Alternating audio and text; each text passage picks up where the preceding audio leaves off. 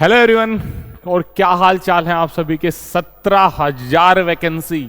और क्या आप तैयार हैं? इस बार नौकरी पक्की करनी है, इस बार सिलेक्शन पक्का लेना है। घर का हर एक बच्चा, चाहे लड़का हो लड़की, एक जरूर जनरेशन होती है जो अपने परिवार को बदलती है। और इस बार मौका है इस 17,000 की लिस्ट में आने का। चाहे आपके परिवार से चाहे कोई भी सरकारी नौकरी नहीं लगा हो, लेकिन अगर मेहनत करी तो पक्का इस बार नौकरी ले जाओगे। मैं सौरभ यादव आज डिटेल में डिस्कस करने वाला हूं एसएससी सीजीएल का नोटिफिकेशन।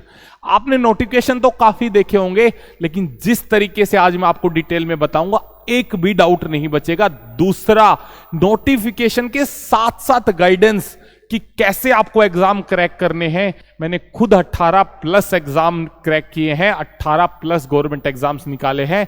अभी दिल्ली में मैं गवर्नमेंट टीचर हूं, उससे पहले सीपीओ ऑल इंडिया रैंक 79, काफी सारे एग्जाम्स हैं। अब की बार सिलेक्शन पार, सीधी बात यह है। तो शुरू करते हैं इस वीडियो को टाइम वेस्ट ना करते हुए। दूसरा बिग सरप्राइज, 2 बड़े सरप्राइज हैं, वो मैं वीडियो में डिस्कस करूंगा। और सीजीएल का नोटिफिकेशन डिस्कस करूंगा। टाइप ऑफ वैकेंसीज क्या है, बच्चों को पता ही नहीं है सर क्या इंस्पेक्टर है, क्या 4600 ग्रेड पे है, क्या है अंतर, क्या है दोनों में। और वो जब पोस्ट प्रीफरेंस भरते हैं तो वो कमी झलकती है, वो आज नोटिफिकेशन में क्लियर करूंगा। बहुत बच्चे हैं जो अभी गलती करेंगे फॉर्म भरते वक्त और बाद में वो सुधारी नहीं जाएगी, और वो बाद में वीडियो बनाते हैं, एक गलती ने मेरा 2 साल बर्बाद कर दिया, इसकी वजह से मेरे सिग्नेचर की वजह से ये हो गया, फोटो ब्लर की वजह से ये हुआ। मेरे खुद के सीपीओ सीजीएल फॉर्म रिजेक्ट हुए हैं 2019 और के अंदर। 2019 में सीजीएल था, फिर सीपीओ था, ये 2 फॉर्म थे। आप जाके देख लेना, कभी वीडियो बनाऊंगा। जिस बंदे ने 18+ एग्जाम निकाले हैं, 10,000+ बच्चों को मैंने गाइड करा है, तो उनके फीडबैक्स लिए हैं। तो नोटिफिकेशन को इतना डिटेल में समझाऊंगा, लास्ट तक वीडियो को देखना। चलो, अब सबसे पहले डेट देख लो। डेट इसलिए देख लो कि अभी लग जाना फॉर्म भरने के, डेट एक्सटेंड होने के चांसेस कम होते जा रहे हैं। दिन प्रतिदिन सरकार सख्त होती जा रही है। लास्ट के दिनों में साइट नहीं चलती, तब भी डेट एक्सटेंड नहीं होती। जल्दी से जल्दी किसी अच्छे साइबर कैफे वाले के पास जाके अपना फॉर्म भर दो। दूसरी चीज, लास्ट डेट 24 तारीख है, रात को 11 बजे। कंफ्यूजन ही दूर, 12 बजे का कंफ्यूजन दूर, रात को 11 बजे। पेमेंट 25 तारीख को हो सकती है अगर फॉर्म भर। इतना जाना ही क्यों है डेडलाइन, जब जिंदगी का सपना है सीजीएल। इतनी नौकरी कभी नहीं, कट ऑफ जो सोची नहीं होगी उससे भी नीचे जाएगी इस बार। दूसरा, टेंटेटिव सितंबर अक्टूबर में है, जो मेरे हिसाब से है 8 अक्टूबर के आसपास एग्जाम होने के चांसेस हैं। बाकी आप सितंबर के हिसाब से अपनी तैयारी करो। लेकिन जिनके 130+ नंबर आ रहे हैं, मैंने कहा था ना भाई कि नोटिफिकेशन के साथ साथ गाइडेंस करता हुआ चलूंगा। थोड़ा सा पेशेंस बनाए रखना, क्योंकि नोटिफिकेशन लंबा है, काफी पेजेस का नोटिफिकेशन है, तो धीरे धीरे समझाया जाएगा।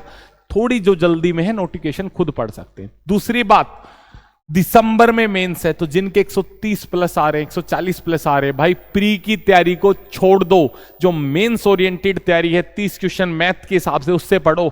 एक छोटा सा हिंट देना चाहूंगा, जब मेंस 200 नंबर का आ रहा था मैथ का, इंग्लिश 200 नंबर का आ रहा था, प्री 25 क्वेश्चन आ रहे थे, तब भी सेम टीचर, कुछ टीचर सेम पढ़ा रहे थे।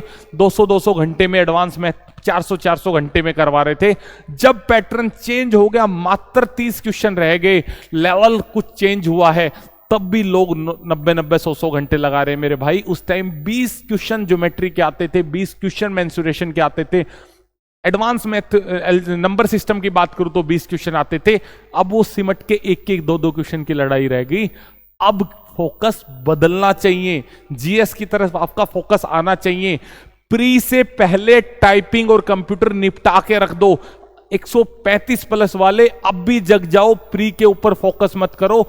हम गांव में कुआं खोदते हैं मेरे भाई, तो कुएं में जब पानी मिल जाता है ना, उससे नीचे सिर्फ 1-2 फीट गहरा करते हैं, 2-3 फीट, ताकि मोटर गंदा रेत ना उठाए। ऐसा नहीं कुआं 50 फीट और गहरा खोदते हैं पानी मिलने के बाद, नहीं। तो प्री में जब 140, 45, 50 आपको लगता है क्वालिफाइंग मार्क्स हैं, उसके बाद और गहरा कुआं मत खोदो। 180 की तैयारी मत करो प्री में, मेंस ओरिएंटेड तैयारी करो। टाइपिंग अभी से करके तैयार रख लो, कंप्यूटर अभी से तैयार करके रख लो, आपको टेंशन ना हो। ये चीज मैं आपको बता रहा हूं, दिसंबर के ऊपर फोकस करो, ये आपका एग्जाम है, यहां लड़ाई लड़नी है। मेंस और प्री की तैयारी एक साथ होती है, लेकिन मेंस ओरिएंटेड तैयारी चलनी चाहिए आपकी। डिटेल में और बताऊंगा। एक दो सरप्राइज है वो बता देता हूं। पहला सरप्राइज है मेरे भाई, सुपर 40 ऑफलाइन गाइडेंस बैच आ रहा है गुरुकुल में। एक बच्चे को समस्या होती है रहने की, अच्छा रहना, अच्छा खाना, लाइब्रेरी, फिजिकल एक्टिविटी, सीपीओ वालों के लिए फिजिकल प्रॉपर ट्रेनिंग, जीडी वालों के लिए और सारे डीपी कांस्टेबल, और एक बच्चे को टाइम वेस्ट की दिक्कत होती है। तो हमने सॉल्यूशन निकाला है अंकित भाई के साथ मिलकर, गुरुकुल कैंपस का मेंटर 365 गुरुकुल। नया बैच 11 जुलाई से आ रहा है, मात्र 40 सीटें हैं, 50% ऑलरेडी फुल हो चुकी हैं, आप आ सकते हैं प्रॉपर तरीके से। 10,000 फीस है, 5,000 एडमिशन फीस है वन टाइम, और 6 महीने की फीस एक साथ देते हैं तो 10,000 रुपए का डिस्काउंट है। यानी 6 महीने की फीस देते हो तो 9,000 रुपए महीना में आपका रहना, खाना, लाइब्रेरी, सबसे बड़ी बात मेंटरशिप प्रॉपर तरीके से। ये जो लूप बनने वाला है ना, सीपीओ मेंस का, फिजिकल का, सीजीएल प्री का, सीजीएल मेंस का, आरपीएफ एसआई का, यूपी पुलिस कांस्टेबल का, इस लूप से कैसे बाहर निकलना है। वरना क्या होगा, एक एग्जाम की तैयारी करोगे, पांचों एग्जाम तुरंत निकल जाएंगे, बाद में पछताए जाओगे। तो लग जाओ इस बार तैयारी के। और मेंटरशिप, जो बच्चे ऑफलाइन नहीं आ सकते, कम फीस में, मात्र 500-600 रुपए की फीस में online mentorship SSC factory Telegram पे जुड़ जाओ। नहीं जुड़े हो तो इतना फ्री कंटेंट आएगा भर भर के सीजीएल 24 और 25 के लिए, calculation seat, free book PDF, बहुत सारी चीजें, न्यूज़पेपर, डेली न्यूज़पेपर डलना शुरू हो गया है, अभी से स्टार्ट कर दो, ये टेलीग्राम ज्वाइन कर लो। 7 जुलाई को ऑनलाइन बैच आ रहा है, 11 को ऑफलाइन आ रहा है, आपकी मन हो उसमें जाके एनरोल कर लेना। बस जो मेहनत करने वाले हैं वो बच्चे आना, बाकी बच्चे दूर रहना। ऑनलाइन में भी लिमिटेड सीट है, ऑफलाइन में भी। ऐसा नहीं है कि यहां भी 1,000-5,000 एडमिशन होंगे, नहीं, बिल्कुल लिमिटेड सीट रहेंगे, 200-250 के आसपास।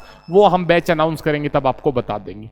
अब ये गुरुकुल कैंपस है, 12 किलो में, 12 एकड़ में कैंपस है। बच्चे बहुत दूर से, असम, तिनसुकिया असम, वेस्ट बंगाल, मुंबई, थाने के बच्चे कैंपस में पहुंच चुके हैं। तो बिल्कुल निडर होकर आप कैंपस में आ सकते हैं। ठीक है मेरे भाई, अब आगे चलते हैं, फोकस करते हैं नोटिफिकेशन पे। बिल्कुल डिटेल से देख के जाना लास्ट तक कि कैसे क्या कुछ करना है। देखो 4 ग्रेड पे होते हैं, 4 ग्रेड पे में से आपको क्या फोकस करना है, क्या समझना है, वो चीज समझो। पहला ग्रेड पे है 4600 टॉप, इससे ऊपर भी होता है 4800, बट आप समझो अभी नोटिफिकेशन के हिसाब से। पहले होते थे ग्रेड पे, लेकिन अब पे कमीशन ने चेंज कर दिया है, अब पे मैट्रिक्स लेके आ गए हैं। अब होते हैं आपके लेवल, पे लेवल 7। 44,900 बेसिक होती है, लगभग 70,000 रुपए तनख्वाह आपकी बनेगी। उसके बाद 4200 ग्रेड पे पहले बोलते थे, लेकिन अब 35,400 आपकी लगभग तनख्वाह बन रही हो। समझ पा रहे हैं? उसके बाद 35,400 बेसिक होगा, तनख्वाह जो बनेगी वो लगभग 55 से 60,000 रुपए आपकी बनेगी। उसके बाद 2800 ग्रेड पे 2400। अब समझने वाली बात क्या है, समझने वाली बात यह है, अगर मेहनत करोगे, फोकस करोगे तो 10 साल आगे जा सकते हो। 2400 ग्रेड पे से जंप करके, 2400 ग्रेड पे से जंप करके, एक सेकंड वेट करना भाई, जस्ट एक मिनट।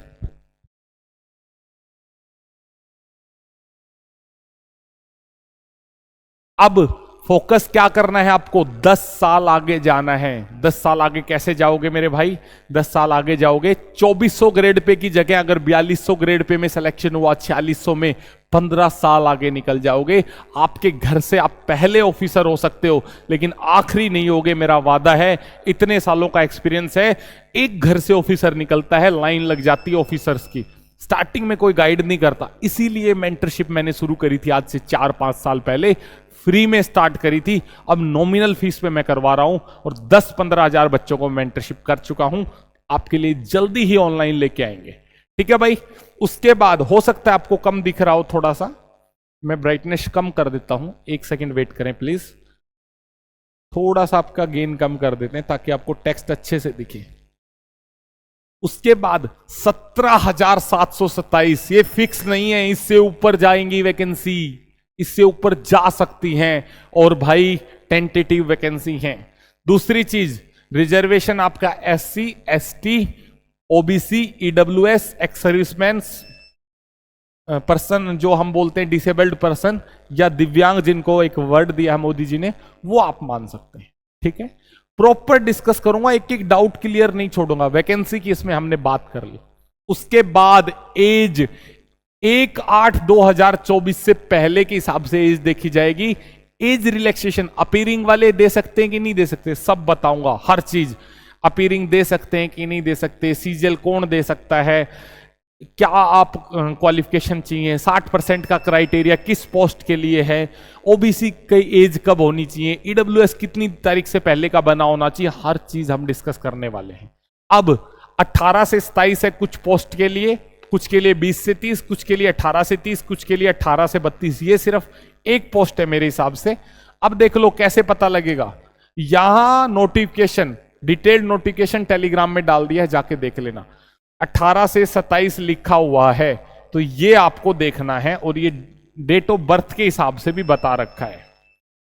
SC ST को 5 साल की छूट है, प्लस 5 साल कर लो, 30 है तो 35 तक दे सकते हो। ओबीसी को 3 साल छूट है, उसके बाद ओबीसी हैंडीकैप्ड है तो 13 साल की छूट है, यूआर में है तो 10 साल की हैंडीकैप्ड है, तो वो सारी चीजें। एक्स सर्विसमैन को 3 साल के अंदर जॉब छोड़ने के अंदर ज्वाइन करना होता है। आगे चलते हैं मेरे भाई। डेट ऑफ बर्थ बहुत ध्यान से भरना, चेंज नहीं होगी। नो रिक्वेस्ट फॉर कंसीडर और चेंज, चेंज की कोई रिक्वेस्ट नहीं मानी जाएगी। बाद में आप भटकोगे इधर से उधर, नहीं मानी जाएगी। 10th की मार्कशीट में, मैट्रिकुलेशन में अपना फॉर्म अपनी आंखों के सामने भरवाना, ये बात समझ लो। उसके बाद क्रूशियल डेट ओबीसी की, SC ST EWS की 24/7/2024 से है। तो ओबीसी कितने साल के अंदर का होना चाहिए? 3 साल के अंदर का। EWS अप्रैल के बाद का। फाइनेंशियल ईयर देखा जाता है EWS में, तो SC ST में कोई दिक्कत नहीं है, इससे पहले का चलेगा। तो भाई ओबीसी वालों, EWS वालों, अपना अभी लेटेस्ट बनवा लो, कोई दिक्कत नहीं है। 2024 से 24/7 से पहले का, ठीक है, अभी अप्लाई करोगे। बाकी विद इन 3 ईयर का ओबीसी चलेगा। फाइनेंशियल 1 अप्रैल के बाद का EWS होना चाहिए, 1 अप्रैल के बाद का, 24/7/2024 से पहले का। तो बनवा लो, काम आएगा। हम भी बनवाते थे हर साल जा जाके, क्योंकि उम्मीद तो हमेशा ही रहती है। कुछ बच्चों को डाउट हो रहा है 60% 12वीं क्लास में ग्रेजुएशन में कहां कुछ है, तो भाई एक वैकेंसी है JSO की, जूनियर स्टैटिस्टिकल ऑफिसर, तो उसमें बैचलर डिग्री होनी चाहिए, या 60% मार्क्स हो मैथ में एट 12th लेवल, और बैचलर डिग्री विद स्टैटिस्टिक्स होनी चाहिए डिग्री में। समझ में आ गई? दूसरी बात, यहां पे 6 सेमेस्टर के 6 सेमेस्टर में ये एक दूसरी जॉब है, स्टैटिस्टिकल इन्वेस्टिगेटर ग्रेड 2 की। इसमें आपके 6 सेमेस्टर में आपका क्या होना चाहिए? स्टैटिस्टिक्स सब्जेक्ट होना चाहिए, तो कंपटीशन कम हो गया। दूसरा, कुछ डिजायरेबल एसेंशियल है, इनको छोड़ देते हैं। ऑल अदर पोस्ट में क्या है? आप बैचलर डिग्री किसी भी इक्विवेलेंट से हो, परसेंटेज का कोई क्राइटेरिया नहीं दिया हुआ है। उसके बाद NHRC की अगर कोई पोस्ट है रिसर्च असिस्टेंट की, उसके अंदर बैचलर डिग्री होनी चाहिए, प्लस देखो CGL common graduate level exam है, तो ग्रेजुएशन तो चाहिए, ये बात आप समझ लो। ग्रेजुएशन लेवल का एग्जाम है, तो ग्रेजुएशन आपकी 100% होनी चाहिए। उसके बाद आगे चलते हैं। कैंडिडेट जो फाइनल ईयर ग्रेजुएशन में है, उनके पास एसेंशियल क्वालिफिकेशन 1/8/2024 से पहले अगर आपका रिजल्ट आ जाता है तो कोई दिक्कत नहीं है, आप आराम से CGL को, भाई आराम से, सही चल रहा है, कोई इश्यू नहीं है, करने दे, कोई इश्यू नहीं, ओवरलोड ही है, कोई दिक्कत नहीं, ठीक है। अगर आपका रिजल्ट 1/8/2024 से पहले आ जाता है तो आप आराम से टारगेट कर सकते हैं, ये बात समझ पा रहे हो? अगर आपका ग्रेजुएशन का रिजल्ट 1/8/2024 से पहले या उसको आ जाता है एज ऑन, तो ऑन या इसको आ जाए उससे पहले, तो आप आराम से जाके क्वालिफाई कर जाओगे, डीवी में कोई दिक्कत नहीं आएगी। दूसरा, प्रॉपर आपकी डिग्री होनी चाहिए, क्योंकि रिजल्ट मार्कशीट के ऊपर रिजल्ट डेट आती है, कोई दिक्कत आपको आएगी नहीं। एक प्रिंट डेट आती है, एक मार्कशीट के अंदर रिजल्ट डेट आती है, तो रिजल्ट डेट देखी जाएगी। डिग्री आप वैसे भी बनवा सकते हो, प्रोविजनल डिग्री बन जाती है, जाओगे बाई हैंड बन जाती है, 500-1000 रुपए लगेंगे। ठीक है, फोटो समझ लो ध्यान से, बहुत सारे बच्चे फोटो में मार खाते हैं, तो ये 9.3 जाके ध्यान से पढ़ लेना, 9.4 प्री एग्जिस्टिंग का क्या क्राइटेरिया है, इतने आप पढ़े लिखे हैं। दूसरा, कई बच्चे क्या करते हैं 10 से 20 केबी के बीच की फोटो बना देते हैं, समझदार बन जाते हैं, 12-13 केबी की बना दी, लेकिन ये विड्थ और हाइट को एडजस्ट करना भूल जाते हैं। उनका रिजल्ट होता है फॉर्म, बिल्कुल होता है। इस बार भी सीपीओ के जब आए हैं तो मेरे पास नहीं होंगे तो भी 200-300 मैसेज होंगे कि सिग्नेचर ब्लर था, फोटो ब्लर थी, दिक्कत आई है। समझ पा रहे हैं? उसके बाद आगे चलते हैं। तो भाई ये आपकी डिटेल है, करेक्ट फोटोग्राफ और सिग्नेचर आपके होने चाहिए। लास्ट डेट 24 तारीख है। ठीक है, उसके बाद कोई डिटेल है नहीं। टायर 1 और टायर 2 दो एग्जाम होने हैं। टायर 1 एग्जाम 25-25-25 4 में होना है। प्रॉपर तरीके से मेहनत कर लो। ये टायर 1 है। टायर 1 क्वालिफाइंग है, ध्यान रखना, इसमें कुछ नहीं होना 180 आने से पहले। टायर 1 टायर 2 जुड़ते थे, अब सिर्फ टायर 1 है। टायर 2 क्या है, मार्क्स ज्यादा है, 3 नंबर का एक क्वेश्चन कर दिया, लेकिन मैथ आएगा 30 क्वेश्चन, रीजनिंग आएंगे 30 क्वेश्चन, ये ऐसे चलेगा।